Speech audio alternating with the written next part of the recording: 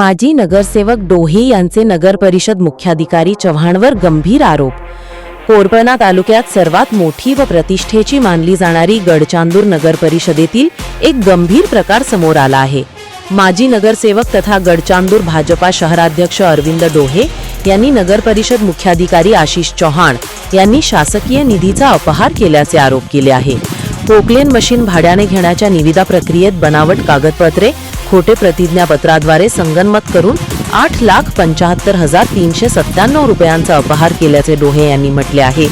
याविषयी 15 दिवसात मुख्याधिकारी चौहान यांच्यासह ठेकेदार व संबंधितांविरुद्ध भारतीय दंडविधान व भ्रष्टाचार प्रतिबंधक कायद्याखाली फौजदारी व प्रशासकीय कारवाई करण्याची मागणी संबंधित विभागाकडे निवेदनाद्वारे केली आहे। 15 दिवसात कारवाई न झाल्यास उच्च न्यायालय मुंबई खंडपीठ नागपूर येथे जनहित याचिका दाखल करून उच्चस्तरीय चौकशीची मागणी करणार असल्याचे डोहे यांनी निवेदनातून म्हटले आहे। बघा काय म्हणाले माजी नगरसेवक डोहे। कोरपणा लाईव्ह साठी गडचांदूरवरून सय्यद मुमताज अली यांची रिपोर्ट। मी अरविंद तुकाराम डोहे, भारतीय जनता पार्टी गडचांदूर शहराध्यक्ष। गडचांदूर नगर परिषदच्या प्रशासकीय काळामध्ये मुख्याधिकारी आशिषजी चव्हाण होते व त्या मुख्याधिकारी व प्रशासकीय अधिकारी असल्याने त्यांनी आपल्या पदाचा पुरेपूर गैरवापर केला व नगर परिषदेच्या मालकीच्या 212/1 जमिनीची समतल करण्याकरता पोकलेनच्या निविदा भाड्यावर मागितल्या आल्या। जेव्हा की ठराव नंतर घेतला आणि निविदा पहिलं काढल्या, त्यानंतर त्यांनी तात्काळ तुलनात्मक तक्ता तयार केला।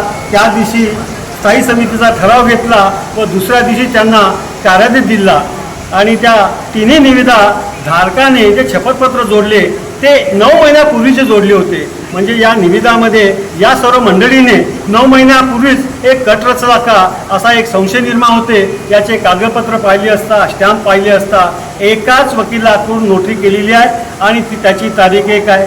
नोटरी जे स्टॅम्प खरेदी केले त्या ट्रेझरीचा तारीख एकच आहे। त्याच्यानंतर वकिलाचे जे नंबर दिला तो सिरियल नंबर एकच आहे आणि विशेष म्हणलं तर तिन्ही स्टॅम्प खरेदी करणारा व्यक्तीसुद्धा एकच आहे।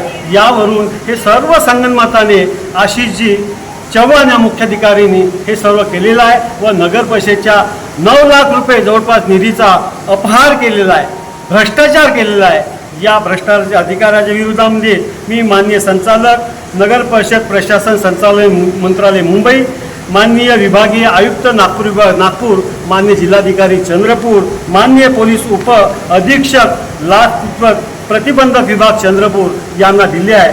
जर 15 दिवसांमध्ये चौकशी न केल्या मी निश्चितच सदरचं प्रकरण मी माननीय उच्च न्यायालयात मी रिट याचिका दाखल करणार आणि परंतु या भ्रष्ट अधिकाऱ्यावर कारवाई केल्याशिवाय मी गप्प बसणार नाही।